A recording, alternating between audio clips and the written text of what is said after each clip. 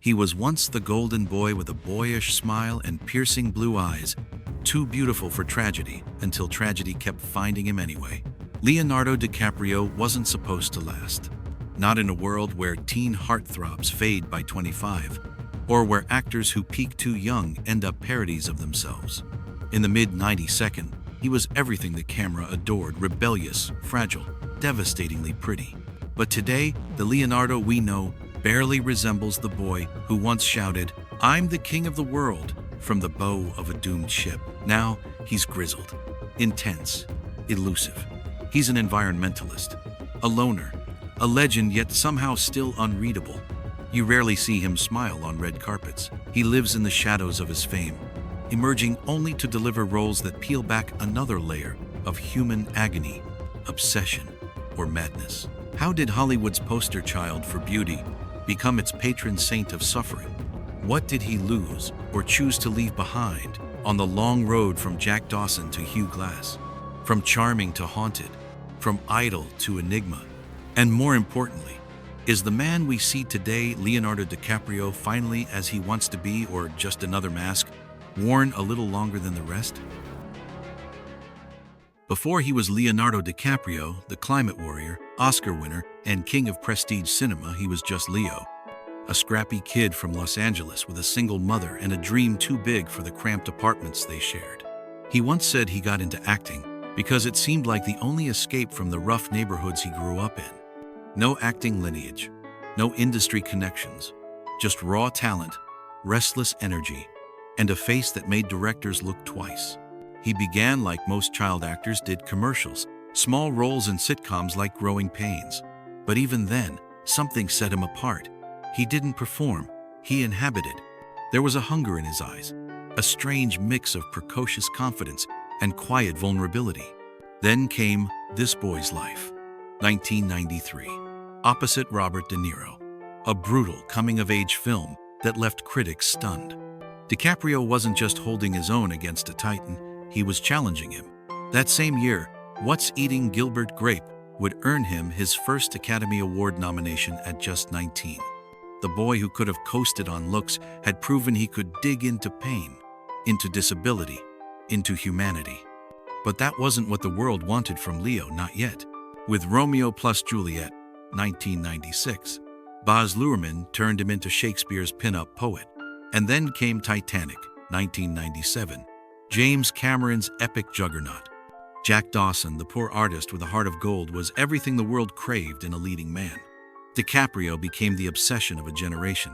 Teen magazines exploded with his face. Fans screamed his name in global hysteria. And as Titanic shattered box office records, Leo wasn't just a star, he was a cultural event. But here's the contradiction. While millions were falling in love with Leo, the actor himself seemed to be pulling away from that version of him. He skipped the Oscars that year. He bristled at being called a heartthrob. And while Hollywood begged for more Jack Dawsons, DiCaprio retreated. He chose the beach instead of romantic comedies. He worked with Scorsese instead of chasing Marvel. He sought complexity, darkness, danger, anything but comfort. And still, the media clung to his image: the pretty boy with a rotation of models, the Hollywood bachelor with Peter Pan syndrome. But inside the roles he picked, whether it was Catch Me If You Can or Gangs of New York, you could see a young man scratching against the walls of his own fame. He didn't want to be the icon people projected onto him. He wanted to dismantle it, piece by piece, on screen. Some actors fade, others burn out. But Leonardo DiCaprio shed his skin. By the early 2000s, the shimmer of Titanic had begun to dim, but DiCaprio wasn't scrambling to hold on to it. Instead, he pivoted, intentionally, almost ruthlessly. The turning point wasn't a single film. It was a partnership. Martin Scorsese. Starting with Gangs of New York, 2002, DiCaprio began a new chapter. Brooding, masculine, morally murky. The soft features of Jack Dawson hardened into Amsterdam Valens rage. The sparkle in the eye turned stormy. And over the next 2 decades, this collaboration would become one of the most defining actor-director duos in cinema history. But with the shift came a toll. In The Aviator, 2004, He played Howard Hughes, a genius unraveling under the weight of obsession and paranoia. It wasn't just a performance, it felt like a mirror. The same obsessive perfectionism that haunted Hughes seemed to have latched onto Leo himself. The roles were no longer roles. They were psychological marathons. And then came The Departed, 2006. Blood Diamond, 2006. Revolutionary Road, 2008. Over and over, DiCaprio dove headfirst into roles that left no room for emotional safety. Drug-addicted, betrayed, abusive, broken. It was as if he was waging war on the pretty boy myth people still clung to. Off-screen, the contradictions grew louder. Paparazzi hounded him relentlessly, capturing yachts, parties, and girlfriends who never seemed to age. To tabloids, he was a forever boy drowning in luxury.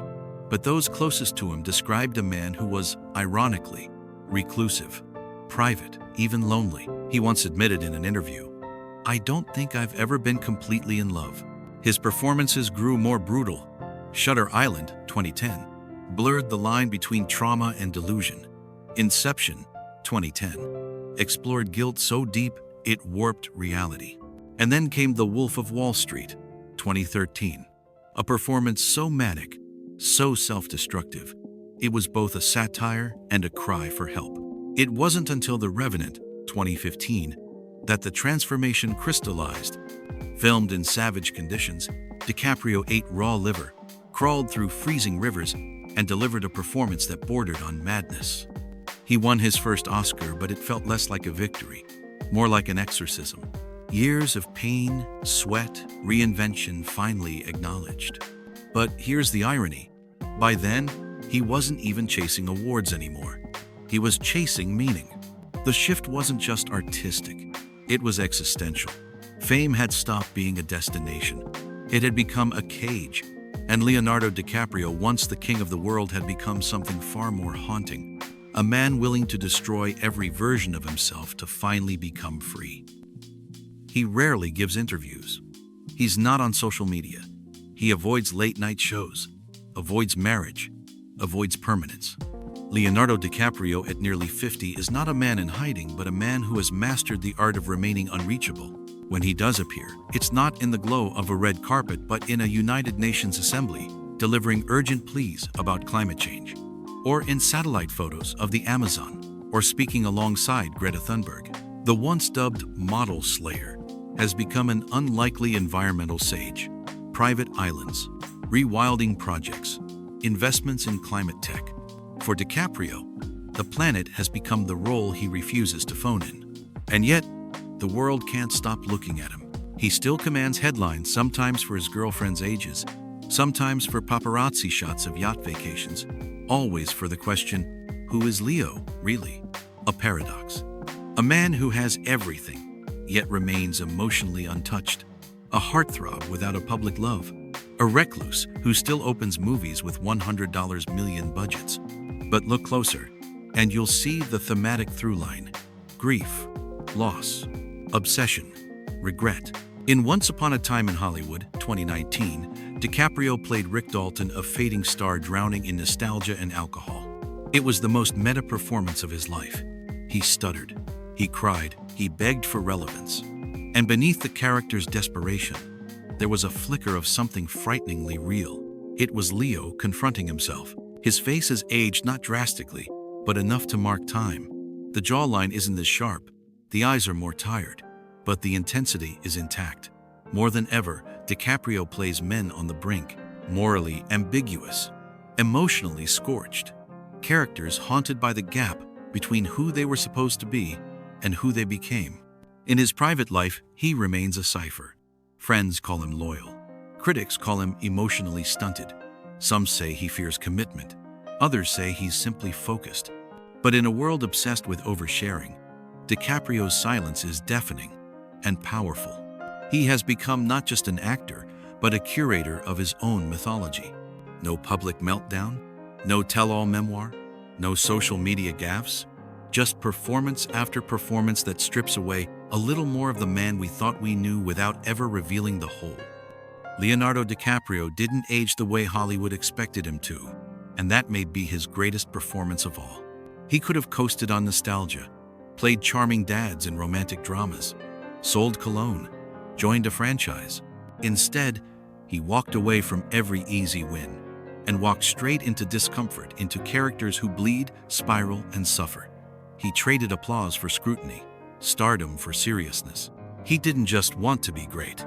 He wanted to earn it. But at what cost?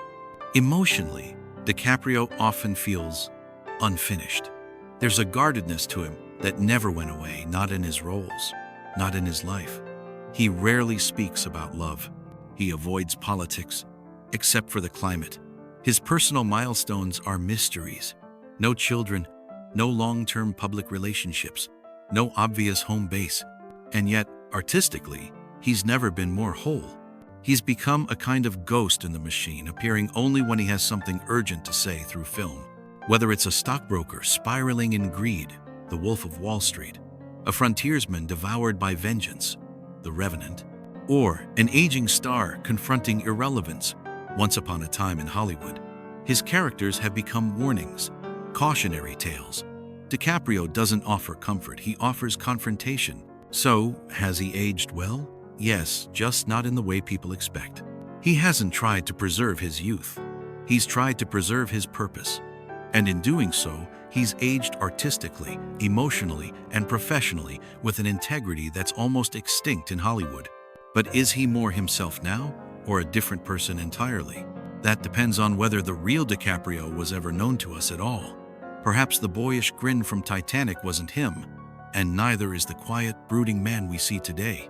Perhaps the truth lies in the roles and the pain, the obsession, the isolation that he chooses to inhabit over and over again. DiCaprio's journey isn't just about fame, it's about resistance. Resistance to being simplified, categorized, consumed. And that leaves us with a question only you can answer. Do you prefer him then or now? Somewhere in an old VHS collection, a young Leonardo DiCaprio still lives, forever running through wheat fields in Romeo plus Juliet, sketching Rose on the Titanic, laughing under a California sun too bright for sorrow. He is frozen in time, suspended in a cultural memory that refuses to fade. But that boy is gone.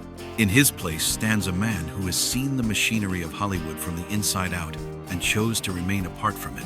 He built a wall of art, of advocacy, of myth, and quietly stood behind it, not to hide, but to survive. We never saw him fall apart, never saw the scandals, the spirals, the desperation that consumed many of his peers. And maybe that's why his evolution feels almost spectral, like watching a ghost walk through time, shape-shifting with each passing decade. He still has no star on the Hollywood Walk of Fame, no autobiography, no need for final chapters. His story is not tidy, not closed. It lingers like the final scene of a great film, open, interpretive, haunting. Time may soften his features, may dim the paparazzi's obsession, but in the reel of our collective nostalgia, Leonardo DiCaprio remains untouched. The boy who never quite smiled for the camera, and the man who never asked us to look away. And maybe that's the legacy that matters most. Not the Oscars, not the headlines, but the ache he left behind. Because when we remember DiCaprio, we don't just remember the movies, we remember how he made us feel. And that, like great cinema, never fades.